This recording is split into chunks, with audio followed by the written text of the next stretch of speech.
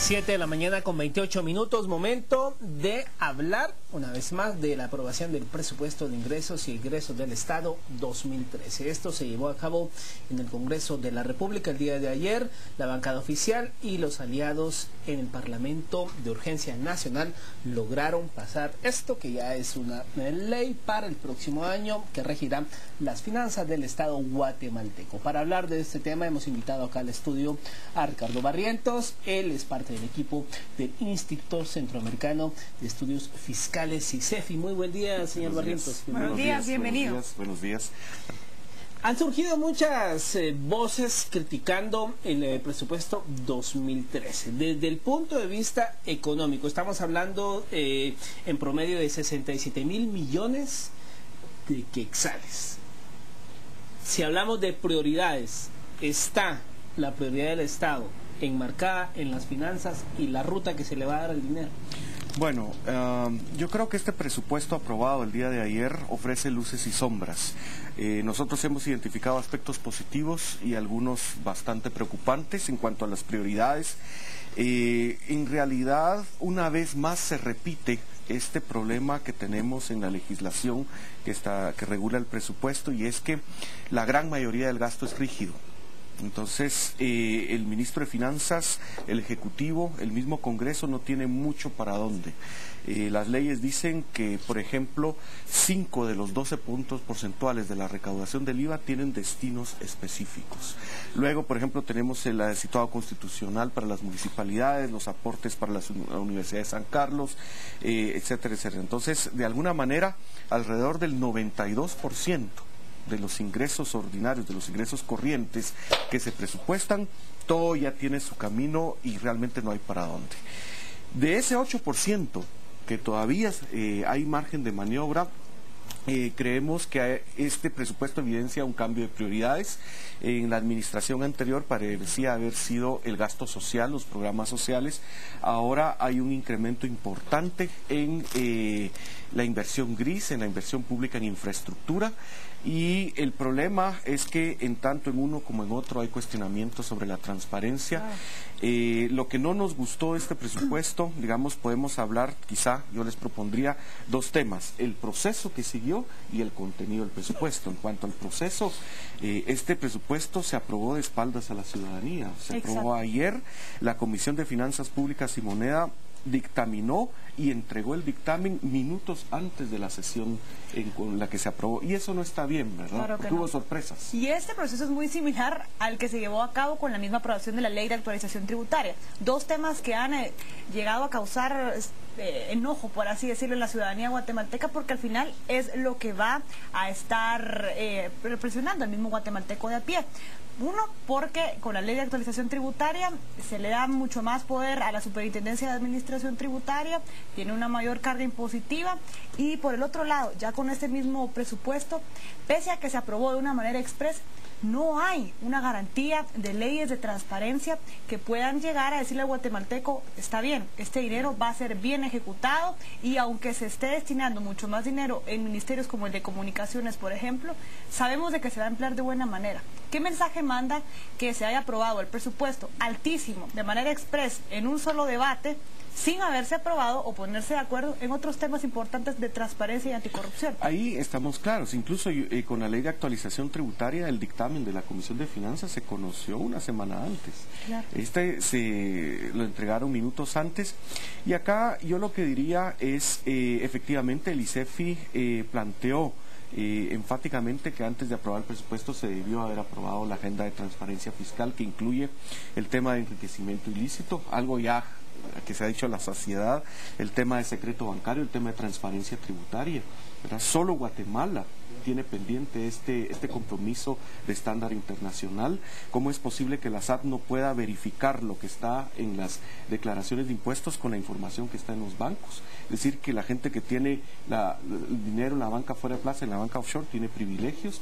Y luego el tema del intercambio de información con otros países. Yo creo que, por ejemplo, cuando se aprueban las cosas de esta manera, surgen sorpresitas. La versión aprobada tuvo que ser enmendada ayer mismo en el Congreso. Y, por ejemplo, ahí se introdujeron algunos temas. En un foro que nosotros realizamos con UNICEF, con la FAO, con el Programa Mundial de Alimentos, identificamos que había riesgo de que se manoseara, se manipulara la asignación presupuestaria para los programas sociales. De ahí nosotros recomendamos, hubo 2 diputados en nuestros foros, el diputado Barreda y el diputado Morán, y ahí se pudieron... ¿Que ambos votaron a favor? Claro, se pusieron candados, pero a cambio de este tipo de controles, ¿verdad? Es de las poquitas cosas que se lograron hacer. Luego, me parece que había una aberración en el artículo 72, se quería modificar el Código Municipal, ¿verdad? Y por un tema que apenas se está empezando a discutir sobre que cómo se va a cobrar el tema del alumbrado público, había ya ahí un artículo aprobado, ¿verdad? Afortunadamente se logró enmendar. El presupuesto, la ley del presupuesto no es el espacio para modificar el Código Municipal para temas de electricidad. Cosas que quedaron mal, que debieron haber sido discutidas, por ejemplo las ONGs, hay 347 millones para ONGs, incluso unas totalmente desconocidas que saber quiénes son, ¿verdad? Precisamente al tema de ONGs quería desmenuzarlo un poco más. Recordamos que en todo este tema que se habló, que paralelo a la actualización tributaria se aprobaría un paquete de leyes que garantizaran la transparencia, salió a relucir el tema de las ONGs, pero sin embargo, si usted nos pudiese hablar un poco más, ¿qué porcentaje del presupuesto va a estas ONGs? Y también hay que decirlo, muchas ONGs vinculadas a diputados del Congreso de la República. Claro. Efectivamente, una de las fallas de este proceso, diría yo, es que hay 74 artículos en el presupuesto aprobado. Muchas de ellas son normas de cómo se debe ejecutar el gasto público, pero estas normas tienen vigencia 1 año, porque esta ley, la ley del presupuesto, solo dura 1 año. Esto debió haberse aprobado como parte de las leyes de transparencia en la ley orgánica del presupuesto. En el artículo 13 se llama asignaciones en programas sociales, lo cual no está mal, pero luego hay un añadido ahí, en donde dice transferencias a instituciones de salud y asistencia social, y aquí hay instituciones que no vamos a cuestionar. Está el Club de Leones, está la Cruz Roja, está la Fundación Margarita Tejada, que hacen buena labor, pero el problema es que se les está dando una asignación sin mecanismos de control y fiscalización. Y entonces, a la par de los buenos, aparecen algunas ONGs, claro, que ese es el truco. Usted hace una labor, y que si la revisamos, digamos, la Cruz Roja y la Fundación Margarita Tejada, pues no las vamos a cuestionar, hay que apoyarlas. Pero luego aparece, imagínese usted, la Asociación de Desarrollo Integral y Consultoría Marquense, una empresa de consultores de San Marcos, ¿verdad? Entonces, con 700,000 quetzales, y esto a la par de una fundación como la Margarita Tejada o como la Cruz Roja. ¿Quién va a controlar estos 700? Ahí es donde están los problemas de transparencia. Pareciera incluso incoherente pensar que los ministerios que más críticas han recibido por la baja ejecución presupuestaria son las que en este momento, con este nuevo proyecto, reciben más asignación. Por ejemplo, el mismo Ministerio de Comunicaciones y el mismo Ministerio de Desarrollo Social, sin estar cuestionando el objeto o la necesidad que tiene en estos momentos el país. Pero otro tema que es muy interesante con este recién aprobado presupuesto para el año 2013 es la forma en que va a ser financiado. Estamos hablando de casi 67,000 millones de quetzales. A mi juicio, responsable, y lo he leído en muchos otros lugares. Pero estamos hablando de que las previsiones por parte de la SAT es que van a llegar a recaudar 55,000 millones de quetzales. Estamos hablando de casi 12,000 millones de quetzales que no se van a lograr recaudar con la SAT. Entonces, eso únicamente se puede llegar a alcanzar por medio de bonos de tesoro o más deuda. ¿Qué mensaje manda esto? ¿Por qué nos endeudamos más cuando en este mismo periodo legislativo ha sido uno de los que más ha aprobado bonos de tesoro y deuda con cualquier otra instancia internacional? Miren, ahí el tema de la deuda hay que verlo como un tema de responsabilidad. La deuda es una herramienta útil para el desarrollo, no es una cuestión mala per se, ¿verdad? La deuda, por ejemplo, si se usa para inversiones de calidad, por ejemplo, pensemos en una familia que va a adquirir una casa. Nadie compra una casa al contado, por lo menos un país de clase, digamos, de ingreso medio como lo es Guatemala. Pero no, claro que el dinero al comprar la casa ya es de uno.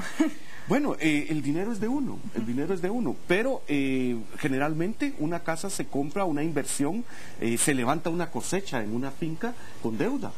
¿Qué finca le puede levantar una cosecha sin un préstamo de un banco? O sea, la deuda es un instrumento. El problema no es la deuda en sí. El problema es, por ejemplo, cuando usamos la deuda para pagar deuda. O sea, ir con la tarjeta de crédito, sacar un retiro para dar el pago mínimo de la tarjeta de crédito.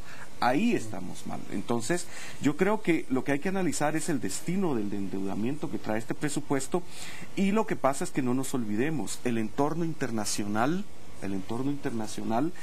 pareciera estar anunciando una nueva crisis. No se nos olvide que en 2009 sufrimos una gran recesión en el mundo, una crisis del tamaño solo con la Gran Depresión de 1929. El endeudamiento público, que si bien debería estarse reduciendo, todavía es herencia de lo que pasó en 2009. Así es que, en cuanto al gasto, creo que debemos cuidar mucho el destino de la deuda. Y en cuanto a los ingresos tributarios, miren, ahí el tema es que tenemos una reforma tributaria que va a empezarse a aplicar en plenitud en 2013 en adelante. Puede ser que los números estén sustentados, como puede ser que no. El problema es que las autoridades no los explicaron, y eso es un problema de opacidad. Ahí hubo falta de transparencia. Si hay 50.375 millones de quetzales de ingresos tributarios, puede ser menos. Por eso, pero y de los cuales alrededor de 3.500 millones de quetzales es el efecto de la reforma tributaria, se debería haber detallado rubro por rubro de dónde viene la estimación. Puede ser que esté bien, como puede ser que esté mal. Las autoridades no lo explicaron.